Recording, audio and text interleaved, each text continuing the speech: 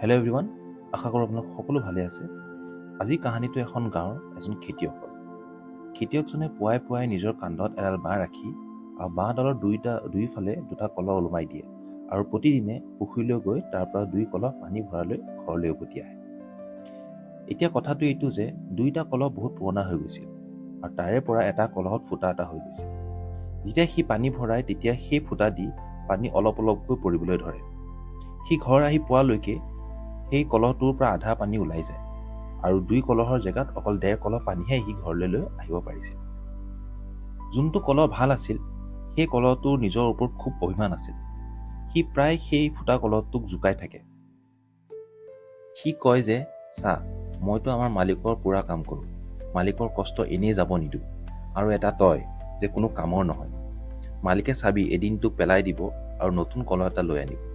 সেই কথাবোৰ শুনি সেই ফুটা কলহটোৰ প্ৰায় দুখত থাকিবলৈ ল'লে।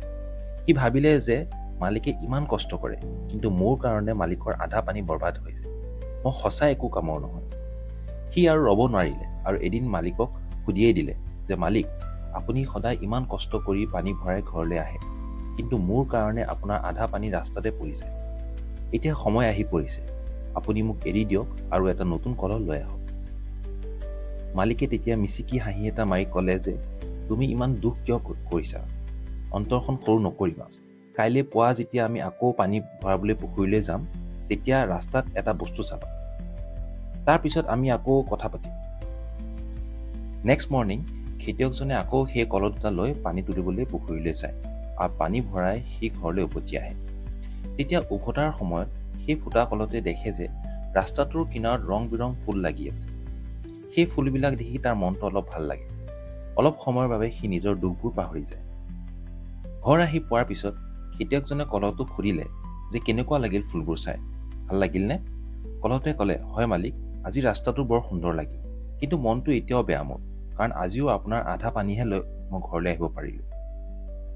তেতিয়া খেতিয়কজনে ক'লে যে তুমি জানানে, সেই ৰাস্তাৰ কিনাৰত থকা গোটেই ফুলবোৰ তোমাৰ কাৰণেহে ফুলিব পাৰিছে, আৰু তুমি দেখিছানে যে গোটেই ফুলবোৰ অকল তোমাৰ ফালেই ফুলিছে, কাৰণ মই আগৰে পৰা জানিছিলোঁ যে তোমাৰ পৰা পানী পৰিবলৈ লৈছিলে। সেইকাৰণে বজাৰৰ পৰা মই ফুলৰ গুটি আনি সেই গোটেই ৰাস্তাত মই যোনফালে তোমাক ওলমাই নিওঁ সেইফালে ৰুই দিছিলোঁ। যেতিয়া তোমাৰ পৰা পানী পৰে সেই ফুলবোৰত পৰে, আৰু চোৱা লাহে লাহে আজি কিমান ধুনীয়া ফুল ফুলি উঠিছে। গোটেই ৰাস্তা সাজি উঠিছে, আৰু এই সকলোখিনি অকল তোমাৰ বাবেহে সম্ভৱ হৈছে। এই কথা শুনি কলহটো উৎফুল্লিত হৈ পৰিল। তাৰ মনৰ সকলোখিনি দুখ কষ্ট সুখলৈ পৰিণত হৈ গ'ল। তেতিয়া খেতিয়কজনে ক'লে যে মই তোমাৰ দুৰ্বলতাৰ কথা জানিছিলোঁ, কিন্তু মই তোমাৰ সেই দুৰ্বলতাক তোমাৰ শক্তিলৈ পৰিণত কৰি তুলিলোঁ। বন্ধুসকল, এই কাহিনীটো অকল সেই ফুটা কলহটো নাছিল। এই কাহিনীটো আমাৰ সকলোৰে হয়। এই পৃথিৱীখনত কোনো মানুহে পাৰফেক্ট নহয়। সকলোৰে কিবা নহয় কিবা এটা দুৰ্বলতা থাকেই, কিন্তু এইটো কমপ্লিটলি আমাৰ ওপৰত নিৰ্ভৰ কৰে যে আমি কেনেকৈ সেই দুৰ্বলতাক আমি শক্তিলৈ পৰিণত কৰিব পাৰোঁ। আজিৰ গল্পটো ইয়াতে সমাপ্ত হ'ল। আশা কৰোঁ আপোনাৰ সকলোৰে গল্পটো ভাল লাগিছে, আৰু যদি ভাল লাগিছে তেন্তে ভিডিঅ'টো লাইক কৰিব, শ্বেয়াৰ কৰিব, আৰু যদি নতুন আহিছে চেনেলটোলৈ আপুনি ছাবস্ক্ৰাইব কৰিব নাপাহৰিব। আমি আকৌ লগ পাম নতুন এটা গল্প লৈ। তেতিয়ালৈকে ভালে থাকিব। জয় অসম।